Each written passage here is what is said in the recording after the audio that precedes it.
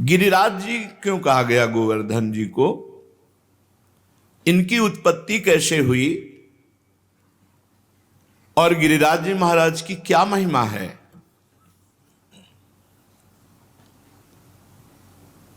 श्री नंद बाबा ने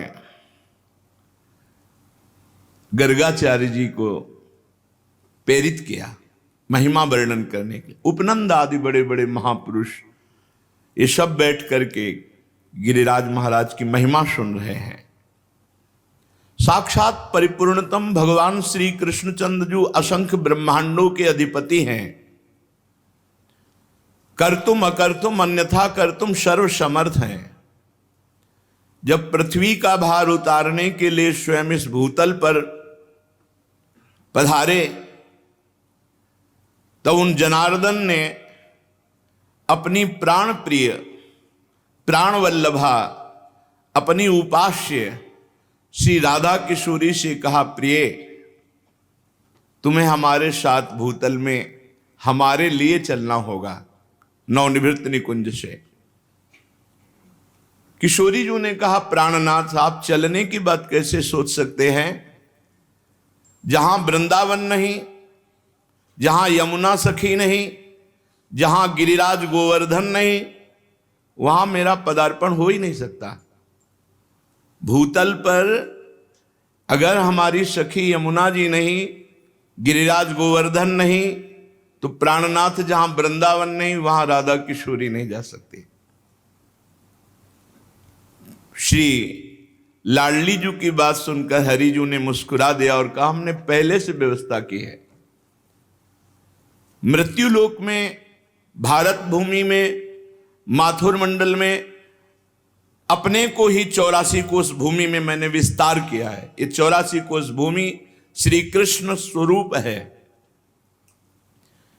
उस 84 कोष भूमि में आपके विलास के लिए, आपकी सेवा के लिए जो जो चाहिए वो हमें पहले से पता है। यमुना जी, गोवर्धन और संपूर्ण आपके सुख के लिए वृंदावन की शोभा भूतल पर उतरेगी। नंद बाबा ने पूछा, क्या पहले से गिरिराज जी महाराज ब्रजभूमि में प्रकट हो गए? तो कहा, नहीं, इस शालमली द्वीप के भीतर द्रोणाचल के गर्भ में उत्पन्न हुए थे। जो द्रोणागिरी है उनके पुत्र हैं गोवर्धन जी महाराज, वहां प्रकाशित हुए थे।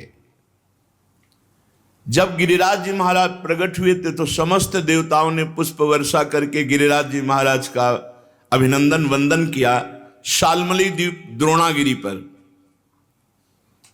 हिमालय आदि पर्वतों ने, सुमेरु आदि पर्वतों ने आकर के गिरिराज जी का पूजन किया, प्रणाम किया, परिक्रमा की और विधिवत पूजन करने के बाद समस्त पर्वतों ने हाथ जोड़कर गोवर्धन जी की स्तुति प्रारंभ की।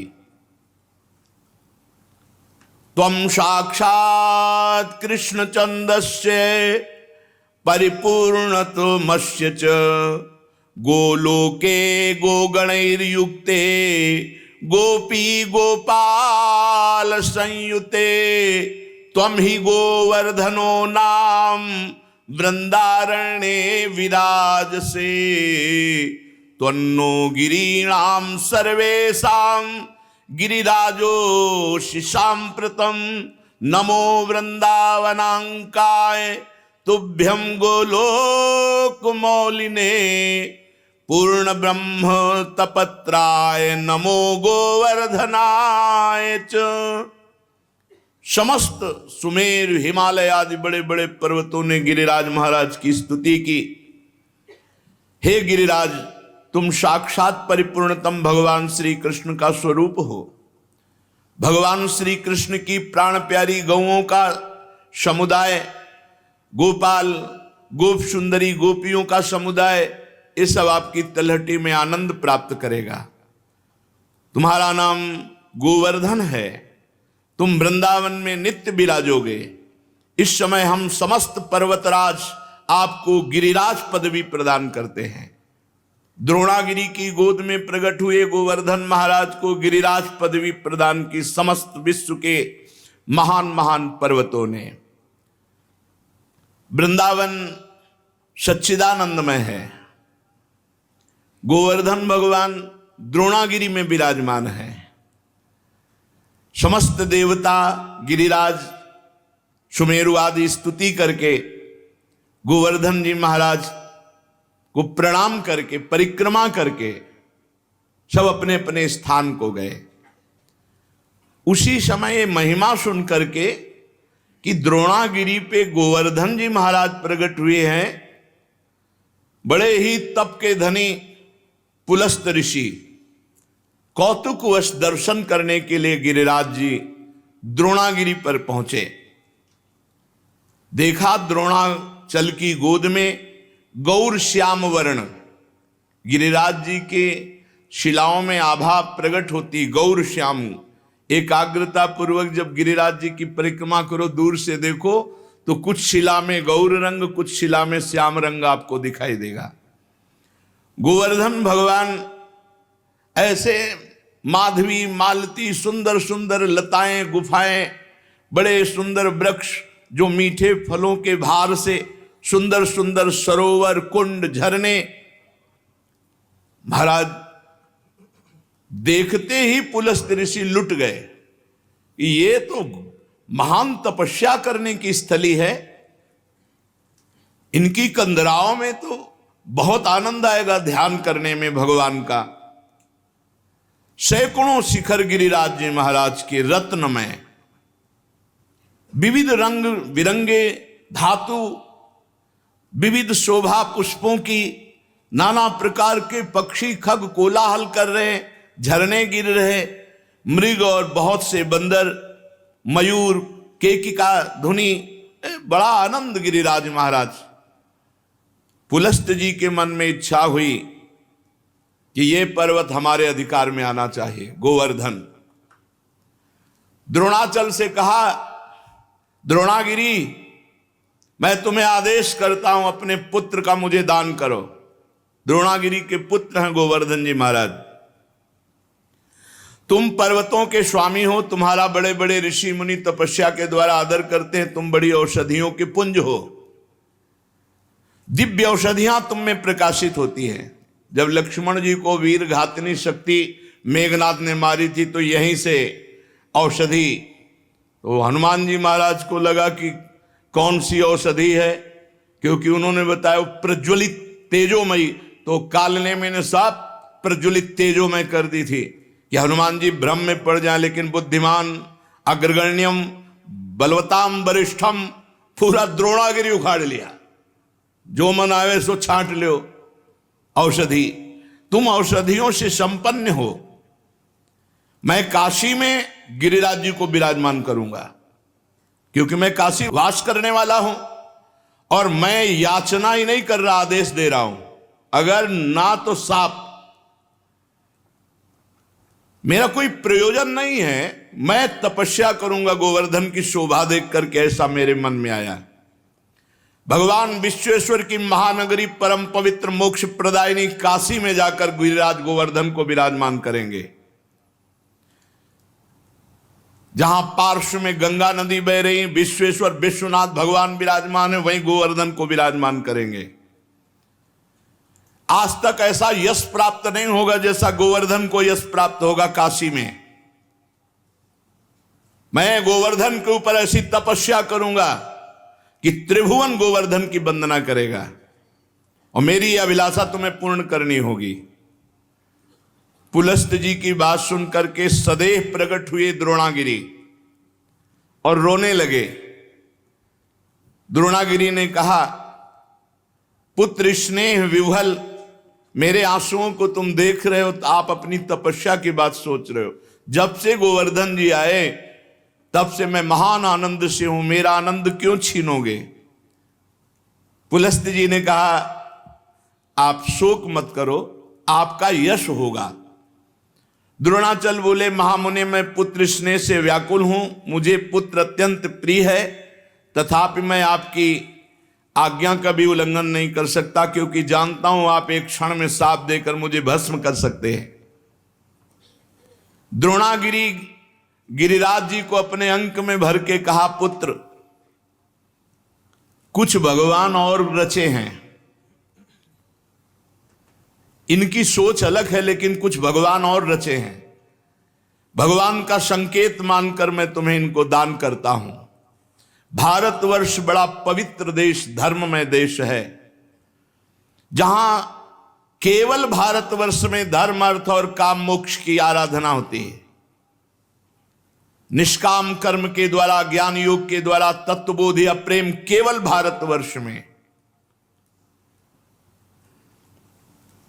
मैं तुम्हें प्रदान करता हूं पुलस्त ऋषि को। गोवर्धन जी ने महान ऋषि पुलस्त जी से कहा, थोड़ा आप हमारा परिचय भी तो जान लें। 8 योजन लंबा, 8 चौको 32 कोश, 2 योजन ऊंचा, 8 कोश ऊंचा, 5 योजन चौड़ा, 20 कोश, 5 चौको 20। ऐसे थे गिरिराज जी जब यहां आए थे। साफ हो गया महाराज का आगे तो रोज तिल तिल घट रहे हैं। ऐसी दशा में आप देख पाओगे कि मुझे ले जाकर काशी में विराजमान कर दो। पुलस्त जी ने कहा, बेटा मैं पुलस्त हूं, अगर संकल्प करूं तो पूरे भूमंडल को उठा के चल सकता हूं। मेरे हाथ पर केवल तुम बैठ जाना, मैं काशी में ही छोड़ूंगा तुम्हें। गोवर्धन ने कहा, फिर एक बार क्या बोल गए आप, सोच लो। एक बार हाथ में आ गया, उतार दिया तो फिर तुम्हारी सामर्थ्य नहीं होगी कि आप मुझे हिला भी सको। मेरी प्रतिज्ञा और आपकी प्रतिज्ञा एक। आपने कहा मैं यहां से उठाऊंगा और काशी में रखूंगा, और मैं कह रहा हूं अगर बीच में रख दिया तो मैं आपके यहां उठाए फिर नहीं उठूंगा। पुलस्त जी ने बात तय कर ली। शाल्मली द्वीप से लेकर कितने बड़े महान तपस्वी भारतवर्ष के कौशल देश के रास्ते में लिए हुए गिरिराज जी को आ रहे हैं। पर्वत द्रोणागिरी विकल हो गए। गोवर्धन जी ने द्रोणागिरी को प्रणाम किया और कहा, सदैव आपके साथ हमारा नाम, हमारे साथ आपका नाम जुड़ा रहेगा। आंसुओं से अभिषिक्त होकर द्रोणागिरी ने गिरिराज महाराज को विदा किया। दाहिने हाथ पर पुलस्त ऋषि ने उठा लिया और बड़ी तीव्र गति से चले। गिरिराज महाराज शांत देखते रहे। जेव ही माथुर मंडल में आए, ब्रज 84 कोश में, जहां गिरिराज जी विराजमान है। गिरिराज जी अपना भार भी बढ़ा लिया और विचार किया, ये मेरी लीला स्थली है मेरे प्रभु की, मैं यहां से एक कदम बाहर नहीं जाऊंगा। यहां भगवान श्री कृष्ण श्री किशोरी जी के साथ, ब्रजगोपियों के साथ, ग्वाल वालों के साथ यहां दिव्य लीला करेंगे, उसका मुझे आनंद मिलेगा। कैशोर लीला, बाल लीला, सब लीलाओं का आनंद मुझे मिलेगा। इतना ही नहीं, मेरे ऊपर दान लीला, मान लीला, ये सब प्रभु करेंगे। मैं एक कदम यहां से नहीं जाऊंगा ब्रजभूमि से। जहां किशोरी जी के साथ प्रभु अपने चरणों से विहरण करेंगे, वहां छोड़कर मैं अब कहां जाऊं। गिरिराज गोवर्धन इतने भारी पड़ गए कि मुनि का हाथ ऐसा लगा कि टूट जाएगा, और साथ में बड़ी जोर की लघुशंका लगी। गिरिराज महाराज की लीला, भार तो तपबल से रोक रहे थे, लेकिन लघुशंका तपबल से कहां तक रोके। वो बात थी कि अगर रख दिया तो भी तुम्हारी ताकत नहीं कि उठा सको। इतनी लघुशंका लगी कि वो बात भूल गए, और भार से हाथ पीड़ित तो गिरिराज महाराज जहां विराजमान है यहीं विराजमान किया, लघुशंका किया, आचमन किया, पवित्र हुए, और गोवर्धन से गाओ कर कमल में विराजमान हो। बोले खत्म खेल, हमारी और आपकी प्रतिज्ञा थी कि आप रख दोगे, उठा नहीं पाओगे, तो उनका तुम्हारे आने से मैं अभी उठाकर तुम्हें ले चलता हूं। पुलस्त ऋषि ने अपना सारा तेज तप बल सब लगा दिया, गिरिराज महाराज टस से मस नहीं हुए। मुनि ने कहा दैन्यता पूर्वक, गिरिराज तुम मेरी शक्ति का उपहास मत करो, मुझे अभी क्रोध तुम पर नहीं आ रहा है। मैं बहुत प्यार से तुम्हें द्रोणागिरी से सालमली द्वीप से लाया हूं काशी ले जाने के लिए, तुम मेरी भावना में बाधा मत पहुंचाओ। गिरिश्रेष्ठ चलो, भार अधिक मत बढ़ाओ, मैं जान गया हूं कि तुम रूठ रहे हो, लेकिन शीघ्र तुम्हारा सम्मान काशी में होगा। गोवर्धन जी ने कहा मेरा दोष नहीं है, आपने कोई मुझे यहां स्थापित नहीं किया है कि आप हमको लाके यहां से स्थापित किया। हमारी प्रतिज्ञा थी धरना मत बीच में, क्यों रख दिया बीच में? कोई लघु शंका, इसके हम जिम्मेवार थोड़ी है। अब मैं यहां से एक कदम भी नहीं जाऊंगा, तुम्हारी ताकत नहीं कि यहां से ले जाओ। अब तो पुलस्त मुनि की सारी इंद्रियां क्रोध से व्याकुल हो गई और ओंठ फड़कने लगे। उन्होंने कहा तुम हमारा सारा उद्यम व्यर्थ कर दिया है द्रोण पुत्र गोवर्धन, मैं तुम्हें शाप देता हूं कि आज के बाद तुम तिल तिल रोज घटोगे। तो गिरिराज महाराज पहले 8 योजन 32 कोस, अब 21 किलोमीटर की परिक्रमा रह गई है। कितने ऊंचे? 2 योजन 8 कोस ऊंचे, 5 योजन चौड़े, बहुत देखो तिल तिल रह गए। भजन कर लो, कलयुग और आगे बढ़ेगा, तब गंगा और गिरिराज अंतर ध्यान हो जाए। जब तक गंगा और गिरिराज हैं कलयुग का तांडव नहीं हो सकता। पर रोज एक एक तिल गिरिराज जी क्षीण हो रहे हैं। शाप दे दिया, तिल तिल भर तुम रोज क्षीण हो गए। गिरे त्वाति धृष्टेन न कृतो में मनोरथा तस्मात् तु तिल मात्रम ही नित्यम तुम क्षीणताम ब्रज। ब्रजवास करो लेकिन एक एक तिल रोज क्षीण हो गए।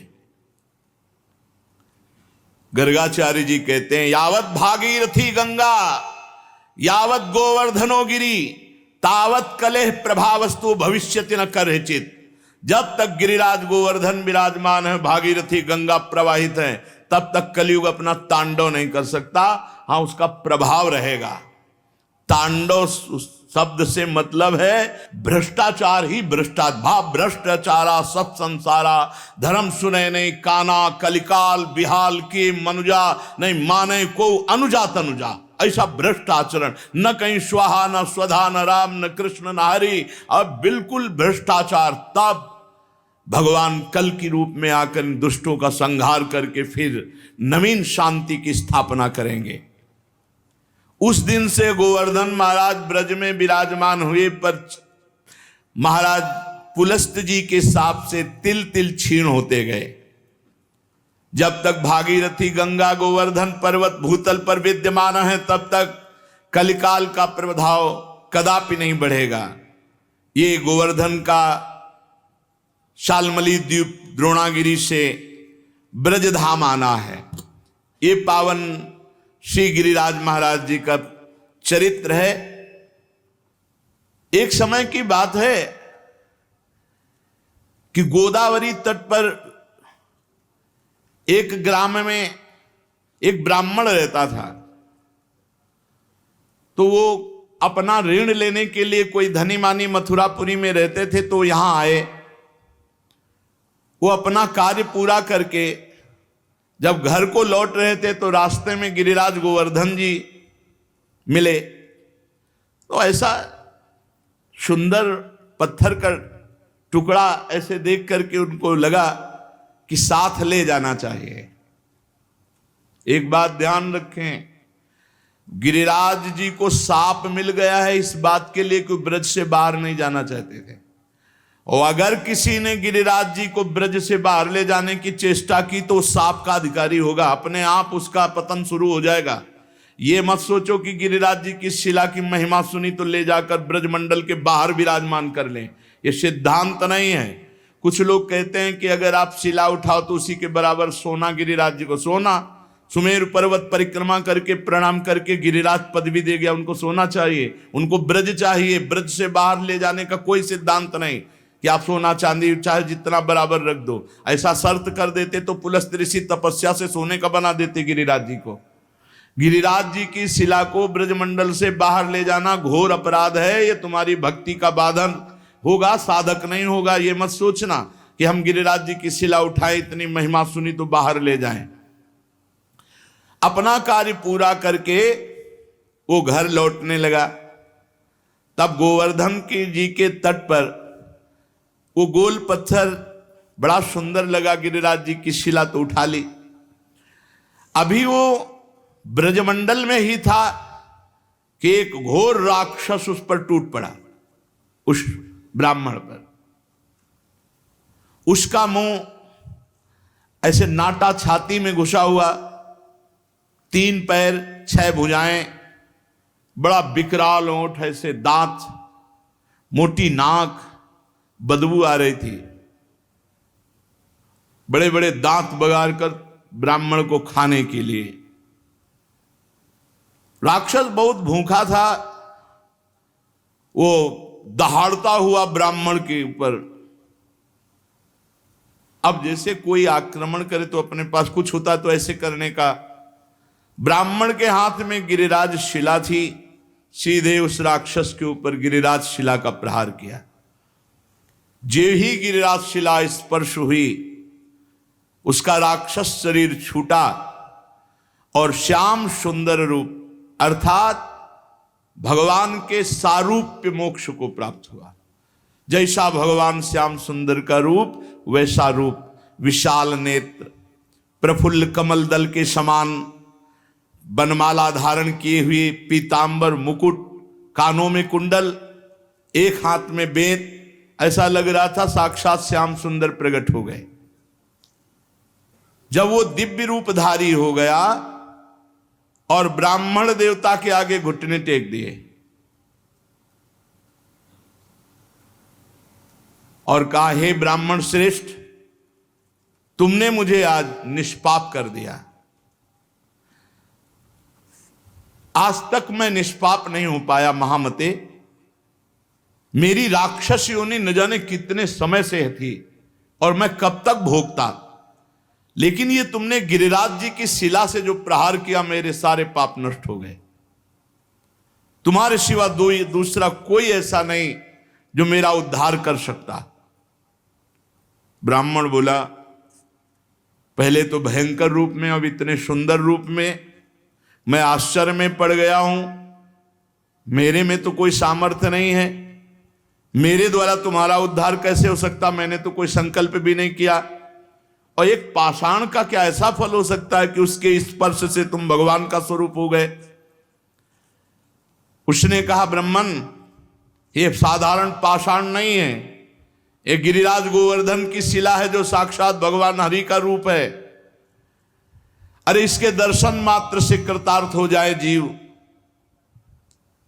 जो गंधमादन की यात्रा करके बड़ी तपस्या पूर्वक फल की प्राप्ति नहीं की जा सकती, वो गिरिराज जी के दर्शन मात्र से और परिक्रमा से कोटि गुना पुण्य प्राप्त किया जा सकता है।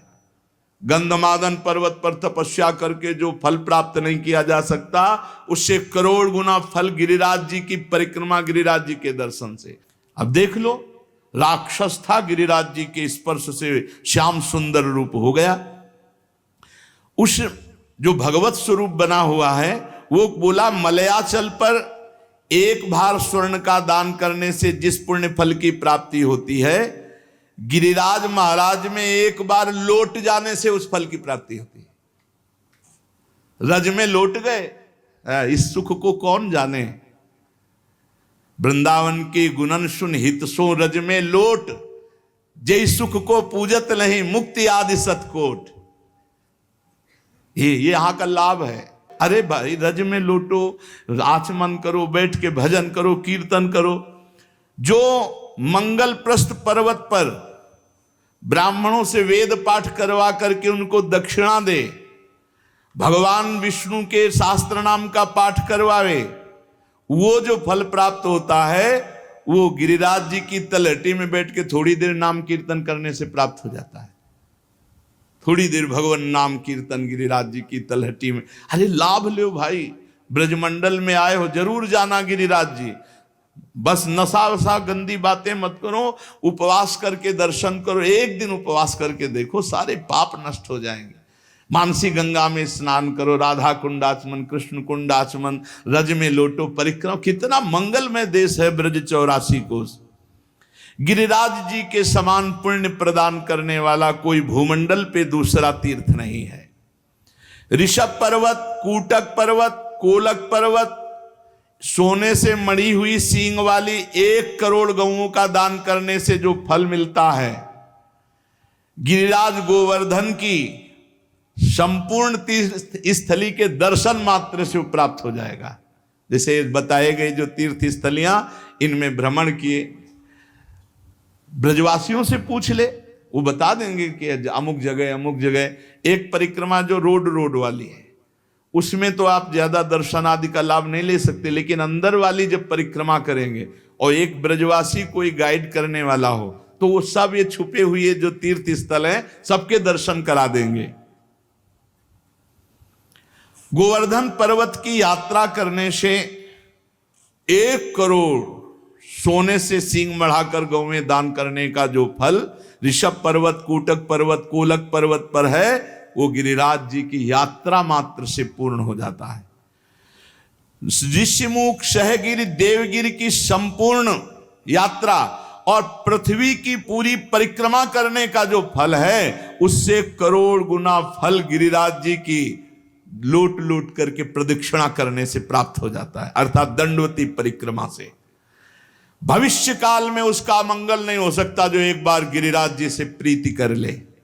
जय गिरिराज महाराज। श्री शैल पर 10,000 वर्ष तक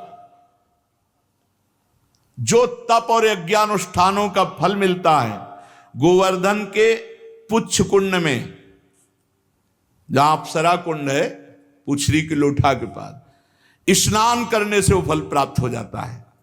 जो गोवर्धन पर्वत पर उत्तम ब्रजवासी ब्राह्मणों को पवाकर दान देता है, वह स्वर्ग चाहे तो स्वर्ग, भगवान के वैकुंठ धाम को चाहे तो वैकुंठ धाम की प्राप्ति होती। धन होए ना तो ये लाभ लेना चाहिए। भगवान के तीर्थों धामों में जाकर के भूखों को भोजन देना चाहिए, पूज्य जनों को कुछ दक्षिणा भोजन ऐसे करना चाहिए। भगवान दिए हों तो करना चाहिए। यहाँ 1 का लाखों भगवान देते हैं, मिलेगा। थोड़ा धैर्य रखो, समय, खेती भी बोई जाती तो अपने समय से फलीभूत होती है। चित्रकूट पर्वत पे रामनवमी के दिन पयस्वनी मंदाकिनी में, बैसाख की तृतीया को पारियात्र पर्वत पर, पूर्णिमा को कुकुराचल पर और द्वादशी को नीलाचल जगन्नाथपुरी में, सप्तमी को इंद्रकील पर्वत पर जो दर्शन करने से पुण्य होता है, परम लाभ होता है, गोवर्धन गिरिराज जी में किसी एक कुंड में स्नान करने से उसका फल प्राप्त हो जाता है। किसी एक कुंड पर बड़ा योग लिखे हुए हैं कि जैसे बृहस्पति के सिंह राशि पर स्थित होने पर गोदावरी में, कुंभ राशि पर हरिद्वार में, पुण्य नक्षत्र पुष्कर में, सूर्य ग्रहण कुरुक्षेत्र, चंद्र ग्रहण काशी में, एकादशी के दिन शुकर तीर्थ में, कार्तिक पूर्णिमा को गढ़मुक्तेश्वर में, जन्माष्टमी के दिन मथुरा जेल में, द्वादशी के दिन खांडोवन में, कार्तिक पूर्णिमा को वेंकटेश्वर नामक महावट, मकर संक्रांति तीर्थराज प्रयाग में, वैधृति योग बृहस्पति, रामनवमी के दिन अयोध्या में। ये जो यात्रा करने पर फल प्राप्त होता है, गिरिराज जी की शिला का जल से अभिषेक, दुग्ध से अभिषेक, गिरिराज जी की शिला का पूजन करने से वो सब फल प्राप्त हो जाता है। जो भगवान श्री कृष्ण में मन लगाकर उद्धव कुंड, गोविंद कुंड इसमें स्नान करता है, श्री कृष्ण के सारूप्य पद को प्राप्त होता है। हमारे गोवर्धन पर्वत पर जो मानसी गंगा है, बहुत पवित्र है मानसी गंगा, बहुत पवित्र, अनुभव की बात कह रहा हूं। तभी बार बार हम जब गिरिराज जी की बात करेंगे तो मानसी गंगा की बात करेंगे। सैकड़ों राजसूय यज्ञ करने वाला उतना पवित्र नहीं हो सकता जितना मानसी गंगा में स्नान करने से। गिरिराज जी का दर्शन स्पर्श ये महान पुण्यात्मा को प्राप्त होता है। यदि आपको विश्वास ना हो तो देखो, मैं महापापी हूं। गोवर्धन की शिला स्पर्श मात्र से मैंने भगवान श्री कृष्ण के स्वरूप को प्राप्त कर लिया। उस भगवत स्वरूप की बात सुनकर के ब्राह्मण को बड़ा विस्मय हुआ। गिरिराज जी के प्रभाव को जानकर बार बार पुलकित हुआ। फिर ब्राह्मण ने पूछा, इस समय तुम दिव्य रूप में हो, पहले तो मुझे राक्षस रूप में दिखाई दिए। तो सिद्ध ने कहा, मैं पूर्व जन्म में एक धनी वैश्य था, समर्थ था, खूब धन संपत्ति हमारे पास थी और रूपवान था। तो मैं दूसरी स्त्रियों के साथ व्यभिचार करना, जुआ खेलना, मदिरा पीना, आगे चल करके वैश्यागमन करना और मदिरा में उन्मत्त होकर हिंसा करना, माता पिता पत्नी सबको मारना फटकारना। एक दिन मैंने ऊब करके अपने मां बाप को जहर देकर मार डाला और पत्नी की तलवार से काटकर हत्या कर दी और स्वच्छंद रूप से फिर वैश्यागमन आदि अपराध करता रहा। लूटपाट का काम करने लगा क्योंकि धन की आवश्यकता थी। एक दिन मैं बहुत स्वर्ण के आभूषण लूट कर लाया तो वैश्या ने मुझे जहर खवाया, गले में फांसी लगाई और मौत के घाट उतार कर कुएं में फेंक दिया। गंदे आचरण वाले की गंदी ही गति होती है। अब मैं महापातकी यमदूतों के मुदगरों से पीट पीट कर बांध कर नरक ले जाया गया, कुंभी पाक नरक में डाला गया। एक मनवंतर तक नरक भोगने के बाद मुझे तप्त सूर्मी नामक नरक में डाला गया। ऐसे मैं न जाने कितने नरकों को भोग कर फिर राक्षस बना। भारतवर्ष में कर्म वासना के अनुसार मेरा राक्षस योनि प्रकट हुई। कितने नरक भोगने के बाद, बहुत होश में, हर कर्म बिना दंड दिए नहीं जाएगा। 10,000 वर्ष से मैं भूखा तड़प रहा हूं, मारा मारा घूम रहा हूं 10,000 वर्ष से।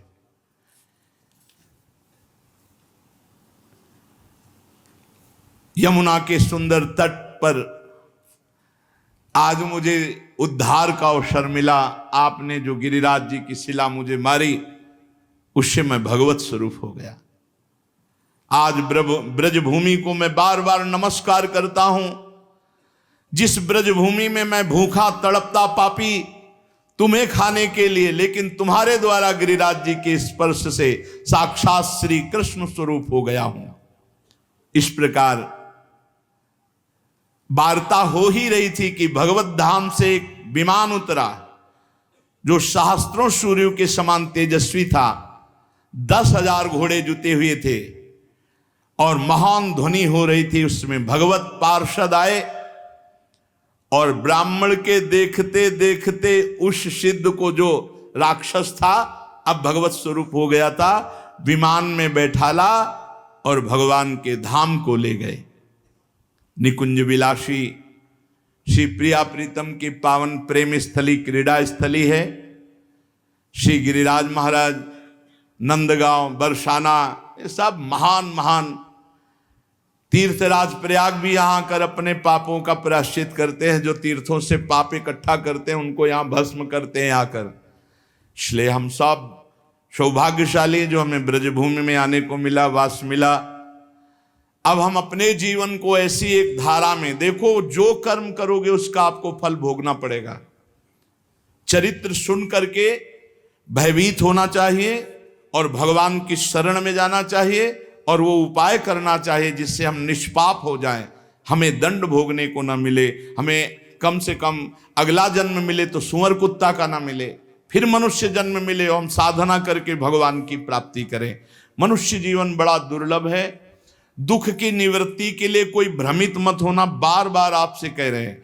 जब तक आप स्वयं अनुष्ठान नहीं करेंगे, स्वयं भजन नहीं करेंगे, तब तक आपके दुख को कोई मिटा नहीं सकता, नहीं मिटा सकता। का हिमवंत मुनीस सुन जो कछु लिखा लीला, देव दनुज नर नाग मुनि को न मेटन हार। बेकार का इधर उधर मत फंसो, स्वयं सत्संग सुनो, विवेक के द्वारा अच्छे आचरण करो, नाम कीर्तन करो, भगवान की चर्चा कहो, भगवान की चर्चा सुनो, और दूसरे में भगवत भाव करके उनका मंगल सोचो। दूसरों का मंगल सोचने वाला स्वयं मंगलमय हो जाता है, और दूसरों का मंगल करने वाला स्वयं अमंगल रूप हो। देखो राक्षस रूप हो गया, माता पिता को मारा, पत्नी को मारा, तो घोर राक्षस बने। और मरे कैसे? जहर खवा के गला घोंट के अंधे कुएं में फेंक दिए गए, और हजारों वर्ष मनवंतर को मतलब तो बहुत होता है, ऐसे नरकों को भोग कर फिर राक्षस बने। हम लोग ब्रजमंडल में आए, सत्संग सुने, अब हमारा जीवन नीचे नहीं गिरना चाहिए, हमारी उन्नति होनी चाहिए, और वो होगी नाम जप से। रज का सेवन करो, चरणामृत पियो, बहुत बड़ी सामर्थ्य रोज चरणामृत पीने में है। अकाल मृत्यु हरणम सर्वव्याधि विनाशनम श्री कृष्ण पादोदकम पीत्वा पुनर्जन्म न विद्यते। खूब चरणामृत पान करके नाम जप करते हुए जीवन सार्थक कर लें।